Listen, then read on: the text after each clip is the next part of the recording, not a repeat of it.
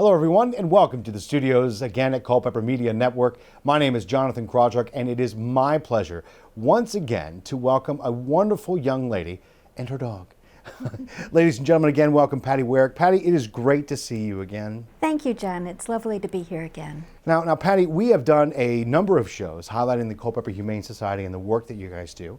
For those who are just tuning in, or just, to remind me, there are some very important programs that Culpeper Humane Society does for the community of Culpeper. Can you kind of give us an overview of your main programs and why they're important? Yes, I can. I like to start from the top that our vision is of a no-kill community. And having established that as our main goal, then we've strategized to produce programs that will lead us in that direction. And the biggest is spay and neuter. And of the 4 programs we offer, 3 are free. And that's TNR, trap, neuter, and release of feral community cats. And we also offer free spay and neuter for people who are eligible to do so, and low-cost spay and neuter for Culpeper County residents. Right. And I should say that our transports go out 4 or 5 times a month to accommodate TNR and the spay-neuter of cats and dogs separately. And then the pit fix. I always forget the pit fix. That's very important. Anybody with a pit bull or pit bull mix gets free spay and neuter. And these all come with the rabies and distemper shots. And then, of course, the pet pantry program. And then the pet pantry program. So the spay and neuters, actually prevent more unwanted pet population. The pet pantry helps us keep pets in homes rather than being surrendered to the shelter because of lack of food or care. So let's see, I think we hand out like almost 15,000 pounds of free pet food every year. Yeah. And with the pandemic, that rose from 12,000 pounds a year to 15,000 because the need is greater. And we have done well in this county holding on to that, prevention of owner surrender. And in our past programs, we have gone in depth into all these topics. Yeah. And I would invite, if anybody wants to view those, those are available on our website. Yeah. There's links, I'm sure, on your website, also your Facebook page. And since I mentioned those, I will remind myself that you can be found on Facebook, facebook.com/Culpeper Humane Society. Culpeperhumane.org is your website. And if you shoot an email, it's info@culpeperhumanesociety.com. And so as in the past, we've gone through these amazing programs. One of the things I want to touch back on again is, first off, and you kind of alluded to it right there, it's a sense of community. Yes, absolutely. And we talk about all these programs are for the benefit of not only the animals in Culpeper, and as we work towards a no-kill. Somebody was saying hi. We're going to get to you in just a minute. But also the way that you work with volunteers, the partnerships that you provide to make it work. Yes. And those are things that we've seen throughout our total conversation that I think need to be brought up once again. The fact that you work with so many different organizations towards a common goal is really quite amazing. And necessary. That's why I say a no-kill community. I don't say no-kill shelter. That implies that we're just focusing on that. It takes a whole community to make it no-kill. So we joint venture with other rescues so that we can complement one another and aid each other. And we seek the help of local businesses that can provide funds and products to us, and also our volunteers we recruit from our community. Now, she's snoring. That's what it is. Is that what she's doing? Yes, she's already found us boring and has gone to sleep. I'm sure there are a lot of folks curious about who this beautiful young lady is. Yeah. I have understood that this is Moo, right? This is Moo. Well, okay, tell us a little bit about this beautiful Chihuahua. Okay, so if you had, Moo is because she's black and white, but cow was not sexy enough, so we went with Moo. And she is from a puppy mill bust. I was just the schmo sitting there at the shelter when the ACO brought in 11 of these Chihuahuas, and they were in very bad condition. They could not stay in the shelter. They needed to be in foster homes. And they looked at me, and I'm like, I'm waiting for my kittens. I don't even like Chihuahuas. They're not even dogs to me. You know, I like my big dogs. Yeah. So if you had told me that it would have taken a crowbar to get her away from me after 48 hours, I wouldn't have believed it. But I've totally embraced owning a Chihuahua now, as you can tell. I think we can tell, yes. Yeah, I have a lot of clothes for her, and she adores them too. She loves her clothes. Well, you know, that's it's a great little segue, because this is an untold story that folks have not heard or seen, because Moo is just adorable, by the way. She is. She's very cute. But these are just the little stories. Like, you never pegged yourself as a Chihuahua person or a small dog person. No. But there are plenty of other stories that we have not heard. Yes, that's right, that don't fit into our usual programs. We're in rescue. That's what volunteers do. But Moo is an example of a puppy mill bust, and why we need foster homes. And I did say, and she was the last one that didn't find a foster home to go to, so I grabbed her, and they needed fluids around the clock. They were very dehydrated. You can see that on the top of her head, she has an old scar. When I got her, that wouldn't heal. It took me a long time to get it to heal, and the hair has never grown back. She was probably injured and never got the care she needed. So it took months to get her back into shape and to straighten her digestive system out. So this is why foster homes are so critical. And I have lots of experience. I've attended workshops and have been trained to do this. And that's what we offer our fosters. We will train you to do this kind of work. I mean, there's certainly cats and dogs not in this bad a condition, but we offer a lot of training, so it's a good educational experience for people. When we had our program, when we were talking about fostering, it was really amazing to see an example of, Moo right here. Yeah. That we're not only helping the animals in the community, but also enriching the lives of the community members themselves. Yes. I can only imagine what Moo has done for you over the years. And I can only imagine what all the animals that you fostered have done for you and your family over the years. Yes. And this story has been duplicated all over the Culpeper community because of the efforts of the Culpeper Humane Society. That's right. Now I want to go back. Moo is a great story. Are there any other interesting stories that maybe, in our run of this program have not had the opportunity to hear?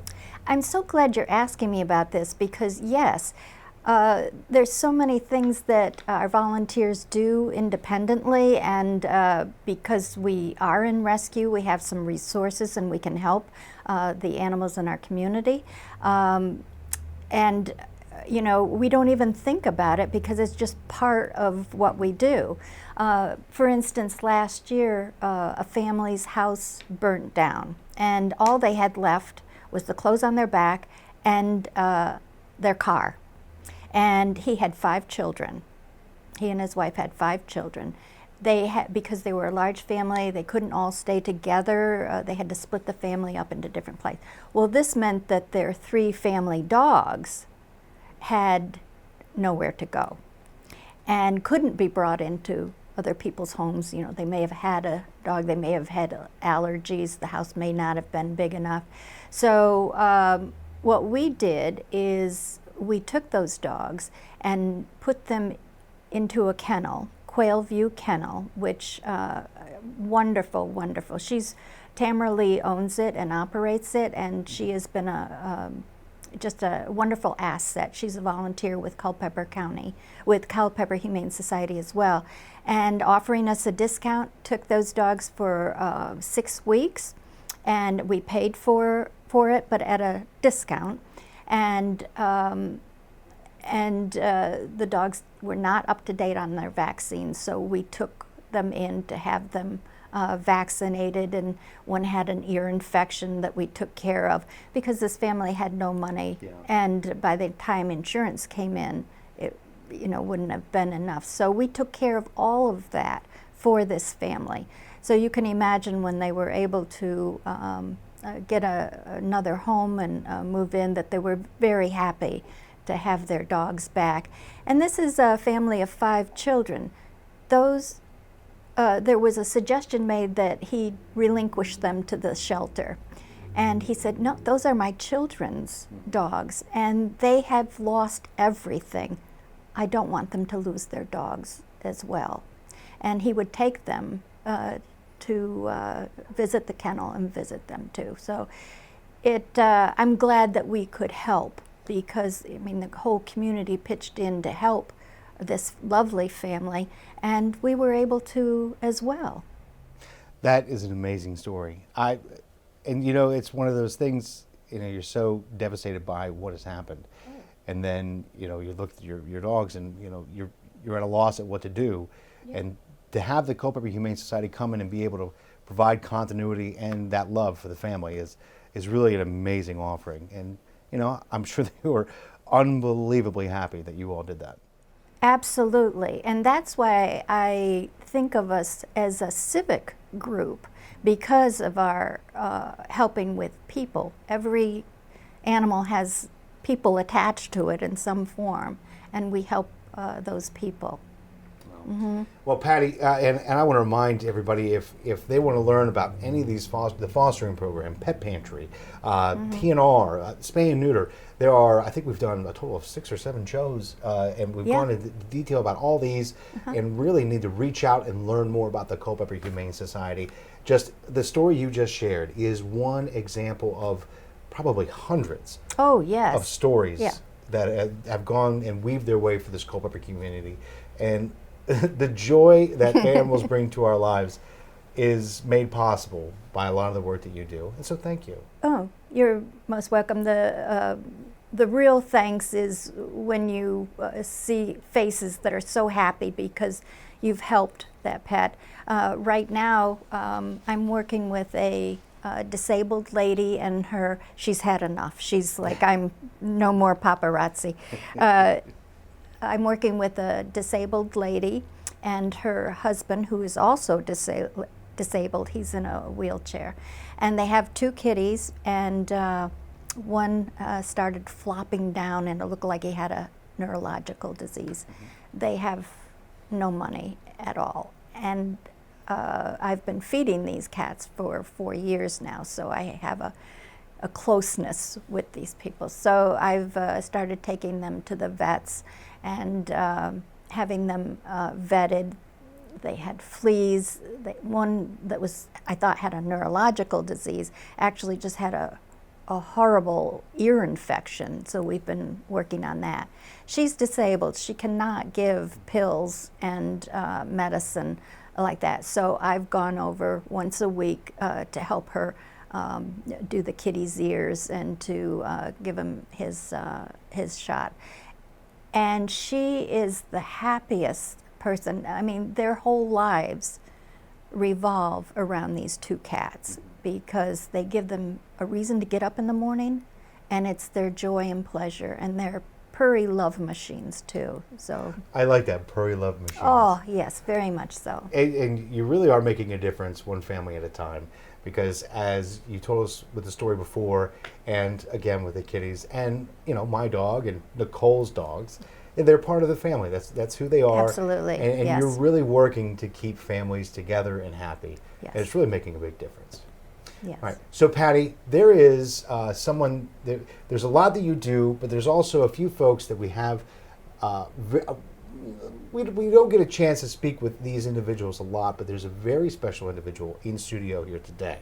You may know him, but the audience has not yet met him. We've heard about him. We want to talk with him. Would you do me a favor and come back after we speak with this famous, wonderful gentleman? I will. I'd be delighted because then I can correct everything he says. More to come with this episode as we learn about the Culpeper Humane Society. Well, ladies and gentlemen, welcome back to the studio. For Patty Werick, this is a familiar face, but for you and I, it's our first time meeting Bill Werick. Bill, what a pleasure to meet you, sir. Nice to meet you, John. You know, we have heard a lot about you, and I promise you, for the sake of the fact that cameras are on us, it was all good. Of course. It was all good. That's what you'd say. So, Bill, obviously, you and Patty have been, how long have you two been married? 43 years. Goodness gracious. Congratulations. Thank you. That's incredible. It is. So, have you been involved with animals for that 43 years? No. As a matter of fact, when Patty met me, I had never had a pet, and her introduction to me was when I brushed cat hair off of my new bell-bottom pants. And her disdain for me at that moment couldn't have been greater. And yet here you are 43 years later. I changed. As we talked about before. Yeah. So, you know, other than the obvious answer, how did you get involved with the Culpeper Humane Society? What is your role within the Culpeper Humane Society? You know, it's flexible, and like a lot of other people, you look for opportunities to do good. But to undertake a challenge all by yourself is impossible.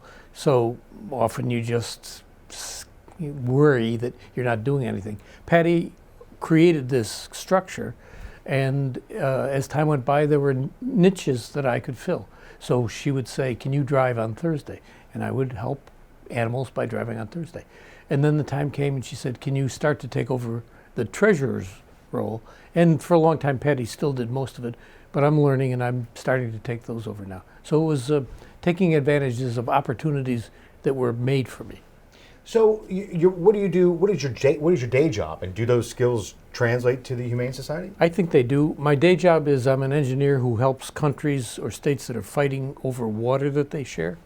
And I do that by building computer models that connect complex models that only scientists understand with the questions that decision makers and the people who are affected by these decisions are asking.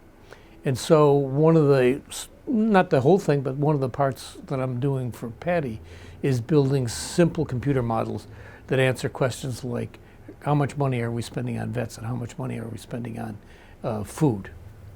You know, you say the word simple, but I feel that it's anything but. It can be quite complicated, but the end result has to be easy to use so that anybody whose lives are affected by these decisions can just ask questions. Now, there's really a lot of questions that I have for you. I mean, working with this, this kind of feels like it's almost part of the infrastructure of how the Culpeper Humane Society operates. Do you agree with that? Oh, absolutely. You know, in the water conflicts that I deal with, I found that my technical solutions may or may not work. It's really more important how that infrastructure for managing problems is set up. Whatever you look at, water or intelligence against foreign threats, whatever, if you have a lot of different entities that are working independently in silos that don't talk to one another, then the chances are that they will not solve problems because they don't look at the common factors that affect the end result. The institution that Patty created intuitively, as she said, it's built around the idea that Culpeper is a no-kill community. Very clear vision that everybody who volunteers knows, and they know that a no-kill community writ large means that Culpeper is a great place for people and animals to coexist. So in the stories that you heard, the management logic is clear. For Moo, or for the family that was hit by the fire, or for the disabled partner, this was a great community to have that happen. It's incredible as you talk about use the example of the silos, and I've heard that terminology before in business and in some of the organizations, and I think, you know, actually there's a couple things. You said when Patty created intuitively. Yeah. And it just goes to show, you know, Patty's tremendous leadership. Yeah. And the ability to, as you said, not work in a silo, to work across is really, I think, another key to the success of the Culpeper Humane Society. And you know, as we've always heard, behind every great woman is an amazing man. I'm glad to be behind. Sorry, I It's had to perfect, take that opportunity. So, you know, as we, and this is a question that I'm going to ask Patty when she returns to correct everything that you've said. Of course. But as we look forward for the Culpeper Humane Society, you said obviously the clear, concise vision that everyone operates with will obviously move forward. But what do you see moving forward for the Culpeper Humane Society as well? Well, you know, the bad side of being married for 43 years is we probably won't be married 43 years from now. And there has to be a transition from the older to the younger generation. So that clear institutional arrangement that Patty has intuitively put together, that's collaborative and integrated, we're now in the process of documenting with rules and standard operating procedures, training young volunteers as they come on. This is how you make a decision because you remember your vision. And this is ultimately the test of Culpeper Humane Society. Not that it just had a great few years, but that it becomes a permanent part of Culpeper and a hallmark of the county. Very well said. And now another thing I want to ask you before we part ways today is, you know, you've come a long way, I would say, from wiping cat hair off your bell bottoms. Where do you stand now as an animal friend? You know, I've come from a position of ignorance to learning, and I love dogs and cats, and horses now. Horses were the last challenge. But I understand their different sense of humors, the way they know things without ever going through the word stage. So I'm a transformed person. And going back to what you said, I think there are a lot of folks, actually I'm going to couple that. You talk about being a transformed person, and we've talked about the ability to change. Yeah. In all aspects, whether it be in business, organization, or in your personal life. And looking forward, you know, looking back to where you are now, and as you mentioned, the Culpeper Humane Society moving forward is the ability for the next generation to come through to continue that mission, that vision of a no-kill community moving forward. Yeah. You know, not many people have the drive or the commitment, but there are people that have the opportunity. What do you say to those people who maybe have a few dollars or have some extra time? What do you say to those people to get them in the door so that they can get that passion to move the organization forward? I would say that Patty's made it easy. For me, when I was really busy working, the opportunity to just drive once in a while made me feel good because I knew I was doing good, but I couldn't do more at the time.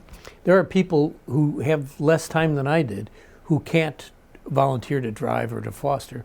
And the thing is that we need money. We need money to buy pet food. We need money to pay veterinarians. And there are many opportunities to just contribute, and sometimes in exciting ways. There will be an online auction later this month, starts on May 20th, a week from today, right? And there's a chance you can bid online for really interesting services and products from local businesses that are also interested in Culpeper Humane Society. And it'll make a huge difference in our ability to fulfill the kind of stories that Patty told. It really is, and when Patty shared those stories, and I'll say it again, those are only two examples. Only two. And the years that the Culpeper Humane Society has been active and involved in the Culpeper community, these are two stories, just two out of hundreds, if not thousands. Yeah. And while I have you here, and I'll say the same to Patty when she returns, thank you for what you do.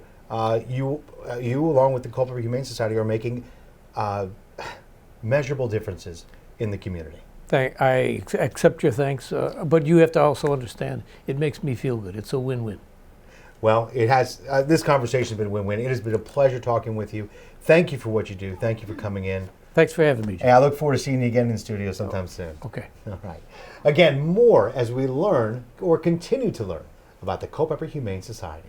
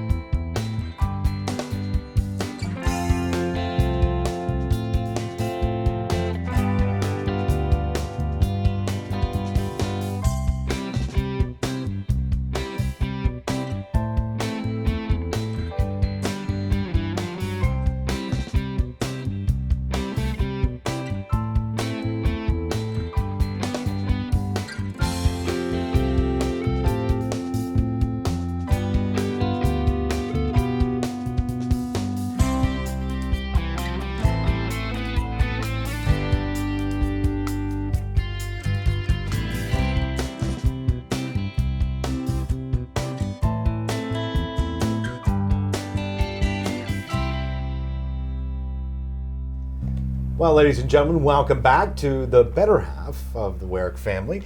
Patty, thanks for coming back. I appreciate you taking the opportunity to let your husband have a few words. Yes, I'm happy to have him have his few words. He's well-spoken, and he says he'll say the same thing that I'm saying, but he uses different words too, so it has a different slant to it. But what he says is just what is in the back of my mind right now is sustainability of our organization. I don't want to work, and my volunteers work so hard all these years only to have, when we're off the board, to have it fall back into, a rut where we're not as productive. I want it to continue robustly as it is now. And and Bill made mention, we're all on the same page. But I do want to ask you, as Bill had mentioned when I asked about moving forward, and he had his comments, you were obviously sitting in the studio in there. So as we turn towards the future and look towards the future of the Culpeper Humane Society, obviously we want these amazing stories to continue. We want these differences to continue to be made as a no-kill community. But what else do you see moving forward for the Humane Society? Well, for our organization, I have programs in my mind that I want to expand and explore more. One is Lost and Found. We have several social media sites but I'd like to make them into a more cohesive, so you only have to go to one place instead of, a lot of people don't know how many different ones there are. Yeah. And Lost and Found is just amazing community people coming together and looking and getting those animals back home. It's tremendous. The other thing is the barn homes, that mythical barn home that takes everything. Yes. There's got to be some out there that'll take one or two. Yeah. So I would like to start a more vigorous program of barn homes in the community and further out that we can put some of the Shire kitties in and semi-feral. The other program, which we have already started, is our internship program. We're working with some of the local community colleges to start an internship program where a college student during the summer can intern with us.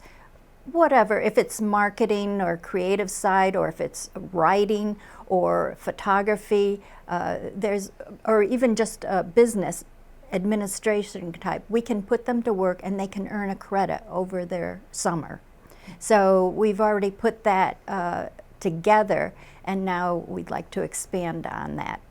And the other program is education. I'd love to start a program where we actually go into the schools and teach from the younger grades to the olders, students about animal rescue and about animals, and introduce interesting, fun, creative programs, because it's hard to change great-grandpa's mind about dogs being livestock, but if I can get the grandson or the great-grandson and start schooling him at an early age, we can change the culture and treat our domesticated animals better.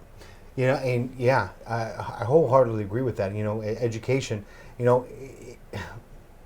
there are so many ways to work within the community, and I love the fact that you're looking at every single avenue and changing with the community's needs. Yes. To make sure that the organization and the vision of the organization continues to move forward. Yes. Now, as we move forward with the Culpeper Humane Society, and we talked about this before, there's only a few ways that this can work, and that's with not only the support of the community, but with the support of volunteers. Yeah. And we've made mention of them a couple times today, and we've made mention of those volunteers throughout every episode that we've done, and they really are the heart of your organization. Oh, absolutely, absolutely. The volunteers are part of the community, and so they bring their own resources with them.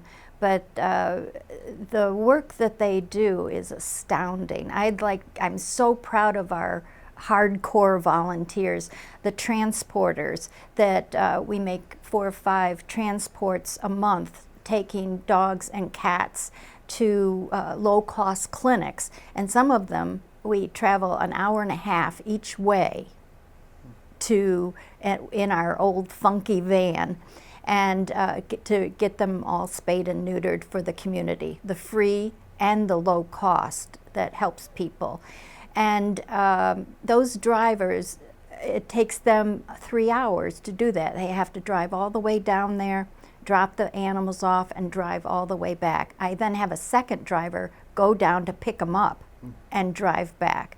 So if anybody has 3 hours a month to contribute to transport, that is like platinum, because that's one of our basic pillars is spay and neuter, and we need transporters to do that with. We have a hardcore group now that is just amazing, and we give them all these transport dates the month ahead of time. Yeah, and you know, for to be able to provide low-cost services, to be able to do these programs, you need to get the animals there. Yes. And obviously, that's definitely one of the most needs for the volunteers. Yes. But you know, you mentioned a need for drivers, but let me talk to you about some other needs. What can we do for you now? Like, what can I do for you now? Well, volunteers are needed for our pet pantry, because not only of the rebagging efforts, if we get a 30-pound bag, we've got to break it up into 10-pound bags. We need people to rebag. We need people to go to the distribution center once a month. We distribute to feral cat colonies and the dogs that we unchain, and also people that are seniors and disabled that can't go to the once a month at the Methodist Church. We deliver to them, and so we need those for the pet pantry. We always need drivers, and the other thing that we really need is administrative people for our more creative side, like the website and writing press releases and writing grants. I mean, all of that helps. So what I'm hearing is, no matter what you want to do, you can find something for somebody who wants to help make a difference. And depending on the time that they have allotted, if they say, I only got a couple of hours a month or a couple of hours each week, you know, that I can do this with. If you want to bring your kids, I'll find something that you can do with your kids if you can give us some time, weekly or monthly. I mean, everybody has busy lives, so we're flexible in organizing that. Foster homes, we're always in desperate need of foster homes, and we will train for that. We vet our foster homes just like we do our adoptions, because we're responsible for these animals. We have to know where they're going and that they'll be well cared for. There's just so many opportunities within all these programs. If somebody wants to learn trapping, there's a fun thing to do. You get to stand out in sweltering weather and in freezing cold weather to trap these cats, and they are not grateful for this. You're really selling it up there, Patty. You're really selling it. Oh yeah, be a trapper, that's for sure. But to say that the trappers that we do have are just amazing people, and they're from different rescues, like For the Cat's Sake, Mad Cats in Madison, and the Culpeper Felines and Friends, and also Cat Action Team in Charlottesville. They all trap in our county. So we do all the paying of the bills, and we shuffle them back and forth to the clinics. But trapping is very gratifying as well. Shouldn't just dwell on that. No. So now, Patty, as we look to close things out, again, it has been an absolute pleasure to speak with you and members of your team, your husband, and to learn about basically learn about how the Culpeper Humane Society operates. We've talked about partnerships, volunteering, the needs. It's amazing, when folks are like Culpeper Humane Society, they only see one distinct facet. Maybe they Yes. see a Facebook post. But when you take a couple minutes to either view these programs or dive a little deeper, there is so Yes. much more than, there's so much Yeah. more to the Culpeper Humane Society. I know a lot of people think that we foster and adopt, which we do, but that's only part. It's only part. It's only part of everything that we do. It's all strategically placed. Well, Patty, it's been a blast talking with you, but I want to make sure that folks are able to contact you. Again, we mentioned it before, we'll do it again. You can find you on Facebook, facebook.com/Culpeper Humane Society. Culpeperhumane.org is your website. You can also email info@culpeperhumanesociety.com. That's right. And obviously, always in need of volunteers, donations, whether Yes. they be monetary or otherwise. Exactly. I would recommend to constantly keep checking the sites because, we've done coolers in the winter. Yes. For cat houses, you need drivers. It's always changing for the needs of the community, and we want to make sure people have the opportunity to help whenever they can. Yes, thank you. That's well said. Because we can make more stories like the ones you shared today. Yeah. Pulling at my heartstrings with Moo sitting here. Yeah, she's a success story. She's lived a good life. She didn't have a very good life to begin with, but now she is. She's, yeah. I'm just going to sit here and stare at Moo until we have to say Yeah. goodbye. I was going to put eyebrows on her. I've been known to do that Wait, too. what, really? Yeah, eyebrow pencil and do silent screen star eyes. Yeah. I think you're going to have to do that when home and send us the picture so we can put it at the end of the credits. I can do that. Oh, yes. Patty, it has been an absolute pleasure to speak with you and learn about the organization that you so graciously care for. Oh, thank you so much. And thank you for this opportunity. We appreciate It that. has been our pleasure. Okay. All right, ladies and gentlemen, again, if you want to help out or learn more about the Culpeper Humane Society, there's a lot to uncover in the wealth of services they provide to our Culpeper community. Again, you can find them on Facebook, culpeperhumane.org. Email them at info@culpeperhumanesociety.com. Either way, take the opportunity to help enrich the lives of the entire Culpeper community. Well, folks, until we see you again at one of the many volunteer organization opportunities that the Culpeper Humane Society has to offer, we hope you have a great day and, of course, a better tomorrow.